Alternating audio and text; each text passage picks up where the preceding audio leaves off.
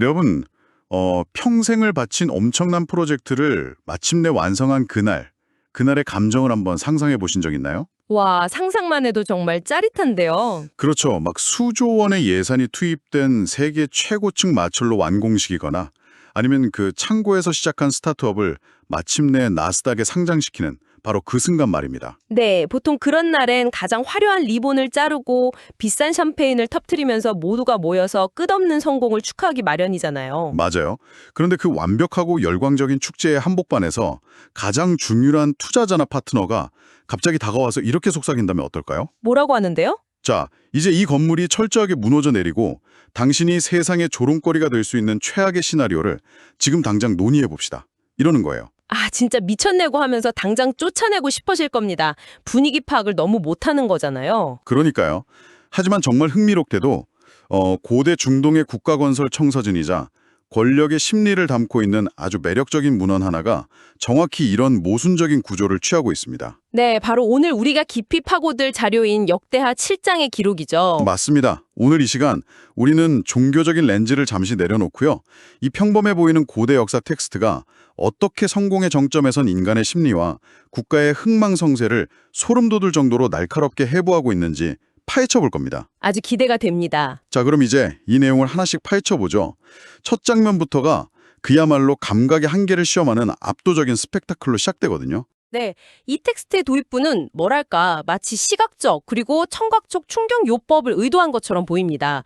고대 이스라엘의 왕 솔로몬이 거대한 성전을 완공하고 기도를 마치는 바로 그 순간이죠. 아, 그 첫 세 구절 말이죠. 맞습니다. 하늘에서 문자 그대로 불이 쏟아져 내려옵니다. 이게 은유나 상징이 아니에요. 물리적인 불이 제단 위에 그 거대한 제물들을 일거에 사르고 곧이어 여호와의 영광이라고 표현되는 압도적인 존재감이 건물 전체를 가득 채웁니다. 제가 이 부분을 읽으면서 가장 충격을 받았던 건요. 이 건물의 진짜 주인이 되어야 할 사람들의 반응이었습니다. 2절을 보면 제사장이 능히 들어가지 못하였다 이렇게 나오잖아요. 네, 맞아요. 공간이 꽉 차서 못 들어간 거죠. 여러분 한번 생각해 보세요. 수십 년간 고대 세계 최고의 건축 자재를 끌어모으고 천문학적인 인력과 예산을 동원해서 건물을 완성했는데 정작 그 건물의 핵심 운영진인 제사장들조차 입구 문턱을 못 넘은 거예요. 그렇죠. 어떤 물리적 장애물 때문이 아니잖아요. 네, 맞아요. 공간을 채우고 있는 그 존재감 그 자체의 밀도가 너무 높아서 인간의 진입을 허락하지 않았다는 묘사거든요. 인간이 통제할 수 없는 무언가를 마주했을 때 느끼는 원초적인 공포, 그걸 보여주는 것 같아요. 그리고 그 공포와 경외감은 소수 엘리트뿐만 아니라 대중 전체에게 전염이 됩니다. 3절에 등장하는 군중들의 묘사가 아주 생생하죠. 막 바닥에 엎드리고 그러잖아요. 네, 수많은 사람들이 일제히 박석간 땅, 그러니까 돌로 차갑고 단단하게 포장된 바닥에 얼굴을 대고 엎드립니다. 이건 일종의 집단적 카타르시스이자 본능적인 굴복의 행위입니다. 그러면서 선하시도다, 그 인자하심이 영원하도다 이렇게 외치고요. 맞습니다. 국가 공동체 전체가 이 거대한 건축물 앞에서 절대적인 권위에 대한 충성심과 두려움을 동시에 각인하는 아주 정교하게 설계된 스펙타클의 완성인 셈이죠. 그런데 그 스펙터클의 진짜 실체를 뜯어보면요. 시각적인 충격을 넘어서 물류랑 경제 규모 면에서 턱이 빠질 정도입니다. 아, 그 동물의 숫자들 말씀하시는 거죠? 네, 5절과 7절을 보면 솔로몬 왕이 바친 희생제물이 소가 2만 2천 마리, 양이 12만 마리입니다. 합치면 14만 마리가 넘어요. 여러분, 고대 동경사회에서 소와 양은 단순한 동물이 아니라 가장 핵심적인 자본이자 화폐거든요. 그렇죠. 엄청난 재산이죠. 지금으로 치면 초대형 국가 행사를 위해서 수조 원어치의 국가 금괴를 꺼내서 광장에서 한 번에 다 녹여버리는 것과 맞먹는 경제적 플렉스 아닙니까? 그 금괴 비유가 아주 적절하네요. 이건 단순히 스케일이 크다는 말로는 부족합니다. 14만 마리의 동물을 한 번에 절기에 소모한다는 건 막강한 권력의 과시거든요. 여기서 7절의 디테일이 참 흥미롭습니다. 어떤 디테일이죠? 원래 이런 제사를 지내기 위해서 만들어둔 놋단이란 장비가 있었거든요. 놋단이요? 그냥 고기를 올려두는 큰 청동 테이블 같은 건가요? 아, 훨씬 거대한 산업용 소각로에 가깝다고 보시면 됩니다.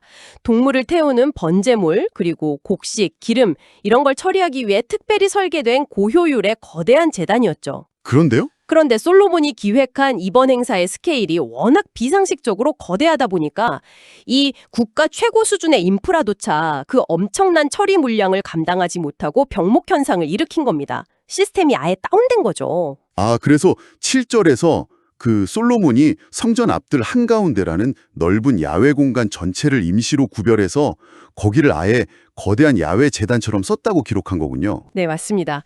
기존 시스템을 완전히 붕괴시킬 정도의 넘치는 풍요로움이죠. 와, 그 수많은 동물들이 불타오르는 냄새, 끝없이 피어오르는 연기, 이 모든 게 대중들의 오감을 완전히 마비시켰겠네요. 게다가 청각적인 장치까지 더해집니다. 6절을 보면 제사장들이 수많은 나팔을 불어대고 레위 사람들은 다윗 왕 시절부터 내려온 악기들을 막 연주하거든요. 사람들은 또 집단으로 찬양을 부르고요. 그렇죠. 시각, 후각, 청각이 완벽하게 결합되어서 이 국가는 영원히 무너지지 않을 것이다 라는 신화를 뇌리에 강제로 새겨넣는 강력한 국가적 최면 상태를 만든 겁니다. 그렇게 온몸의 감각이 마비될 듯한 웅장함 속에서 이제 이야기는 자연스럽게 국가적인 축제로 넘어갑니다. 8절부터 11절을 보면 무려 2주가 넘는 시간 동안 일상이 멈추거든요. 네, 7일간은 낙성식, 이어서 7일간은 절기 축제죠. 게다가 하맛 어귀에서부터 애굽 하수까지라는 표현이 정말 인상적입니다. 이건 당시 이스라엘 제국의 북쪽 끝에서 남쪽 끝, 이집트 국경까지 제국 전체 인구가 모였다는 뜻이잖아요. 맞습니다. 고대 사회에서 이 정도 인구가 장기간 모여서 축제를 즐겼다는 건 그 자체로 완벽한 치안과 탄탄한 국가 경제력에 뒷받침되지 않으면 절대 불가능한 일입니다. 그리고 10절을 보면 제8일에 마침내 사람들이 집으로 돌아가는데 은혜로 인하여 기뻐하며 마음에 즐거워하였더라 이렇게 나오죠. 네. 그리고 11절이 솔로몬이 경험하는 절대적인 성취감을 선언합니다. 심중에 계획했던 모든 것을 다 형통하게 이루었다라고요. 저는 이 구절 보면서 한 리더가 머릿속 상상을 현실 세계에 오차 없이 100% 구현해냈을 때 그 짜릿함이 막 느껴지더라고요. 그야말로 의심할 여지 없는 성공의 정점인 거죠. 하지만 역설적으로 심리학과 역사는 바로 그 성공의 정점이 가장 위험한 순간이라고 입을 모읍니다. 도착 오류라는 개념 들어보셨죠? 아, 목표만 달성하면 영원히 행복할 거라는 그 인지적 착각이요? 네, 바로 그겁니다. 솔로몬과 백성들은 14만 마리의 제물을 바쳤으니 이제 자신들의 안위는 영원히 보장되었다고 착각하는 아주 완벽한 심리적 무장해제 상태에 도달한 겁니다. 와, 이 이야기의 소름 돋는 반전이 바로 그 무장해제의 순간을 파고들잖아요. 12절에 보면 그 수백만 명의 열기가 다 사라지고 텅 빈 거리에 밤의 고요함이 찾아옵니다. 그리고 그 밤 여호와께서 은밀하게 솔로몬에게 나타나시죠. 네, 아무도 없는 가장 사적인 공간에서요. 솔직히 저는 솔로몬이 여기서 수고했다, 이 나라를 영원히 부강하게 해주마 이런 덕담을 기대했을 거라고 생각하거든요. 보통은 다들 그렇게 기대하겠죠. 그런데 신은 13절에서 다짜고짜 이렇게 말합니다. 혹 내가 하늘을 닫고 비를 내리지 아니하거나 메뚜기로 토산을 먹게 하거나 연병이 내 백성 가운데 유행하게 할 때에 라면서요. 여러분 이거 너무 귀괴하지 않나요? 방금 전까지 지상 최고의 파티를 끝냈는데 왜 갑자기 가뭄, 전염병 같은 재앙 시나리오를 들이미는 걸까요? 그게 바로 이 텍스트가 가진 철학적 깊이입니다. 신은 도착 오류에 빠져있는 솔로몬의 허상을 산산조각 내고 있는 거예요. 환상을 깨버리는 거군요. 네, 거대한 성전이나 그 14만 마리의 재물이 자연재해를 막아주는 마법의 방패가 될 수 없다는 냉혹한 현실을 일깨워주는 거죠. 가장 위대한 성공을 거둔 바로 다음 날 아침이 리더가 가장 극단적인 위기관리 매뉴얼을 점검해야 하는 시간이라는 겁니다. 이거 들으니까요. 약간 요즘 실리콘밸리의 그 벤처 캐피탈 투자 계약서 같다는 생각이 들어요. 어떤 면에서요? 겉으로는 조단위 투자금을 주고 화려하게 축하하는데 정작 사인하는 계약서 뒷장에는 그 클로백 조항이라는 게 있잖아요. 창업자가 윤리적 기준을 위반하면 모든 투자금을 가차없이 회수하고 파산시켜버리겠다는 냉혹한 조건이요. 딱 그거랑 똑같네요. 와, 아주 탁월한 비유입니다. 이 고대 텍스트에도 정확히 그 클로백 조항이 존재합니다. 그게 바로 14절 내용이에요. 그 유명한 구절이죠. 네, 내 백성이 그 악한 길에서 떠나 스스로 겸비하고 기도하여 내 얼굴을 구하면 내가 그 죄를 사하고 그 땅을 고칠지라. 여기서 겸비하고라는 단어는 단순히 예의를 갖추라는 게 아닙니다. 자신의 취약성을 뼈저리게 인식하고 스스로를 낮추라는 아주 철저한 행동을 요구하는 거죠. 아, 그러니까 신이 말하는 해법은 금송아지를 더 받쳐라, 건물을 더 크게 지어라, 이런 물리적인 게 아니군요. 전혀 아니죠. 눈앞에 화려한 건물이 아니라 위기 상황에서 리더와 백성들이 보여주는 마음의 태도와 돌이킴, 즉 보이지 않는 내면의 소프트웨어에 국가의 생존이 달려있다는 선언인 거네요. 맞습니다. 그래서 15절부터 18절까지 보면 철저한 상호성의 원칙이 등장합니다. 17절에 절대적인 조건이 결합되어 있거든요. 내가 만일 내 율례와 규례를 지키면 왕자를 지켜주겠다는 겁니다. 지킬 때만 지켜주겠다. 네, 일방적인 낭만적 관계가 아니라 윤리적 바탕을 지킬 때만 효력이 발생하는 아주 건조하고 엄격한 비즈니스적 계약 관계인 겁니다. 이 엄격한 계약의 진짜 무서운 점은요. 계약이 파기되었을 때의 위약금 조항이 있습니다. 화려한 BT에 숨어있는 19절부터 22절까지의 파멸의 경고로 한번 넘어가 보죠. 이 마지막 경고는 그냥 단순한 실패가 아닙니다. 거의 존재의 삭제에 가까운 경고죠. 존재 자체를 지워버린다는 건가요? 네, 20절을 보면 율례를 버리면 어떻게 되는지 나옵니다. 준 땅에서 뿌리를 뽑아내고 거룩하게 한 이 전을 버려 모든 민족 중에 속담거리와 이야기거리가 되게 하겠다. 뿌리를 뽑는다는 건 정체성 자체를 근본부터 말살하겠다는 뜻이거든요. 와, 저는 이 상황이 현대 초고층 빌딩 짓는 거랑은 너무 똑같다고 생각해요. 여러분, 120층짜리 빌딩을 한번 상상해 보세요. 겉은 수천억 원짜리 황금빛 유리로 도배되어 있고 최고급 대리석이 깔려 있어요.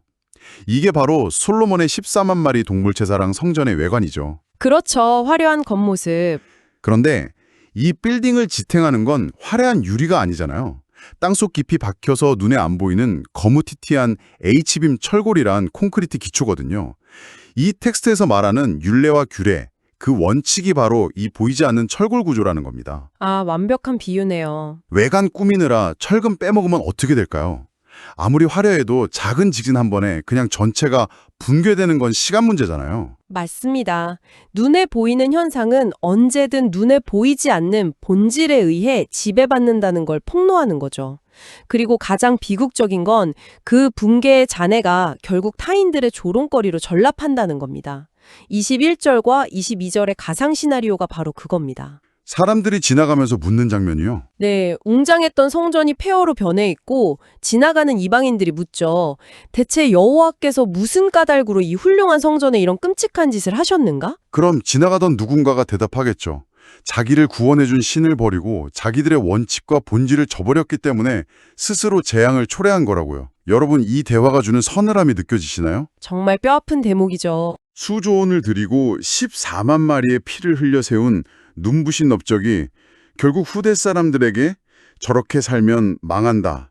이걸 보여주는 비참한 교육용 교보제, 즉 속담거리로 쓰이게 된다는 거잖아요.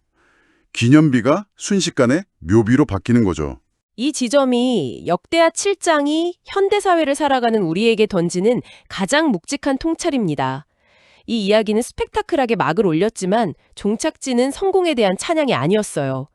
열광의 거품이 거친 후 우리가 지켜내야 하는 보이지 않는 원칙에 대한 엄숙한 경고장이었습니다. 성전은 언제든 불타고 무너질 수 있다는 거네요. 그렇죠.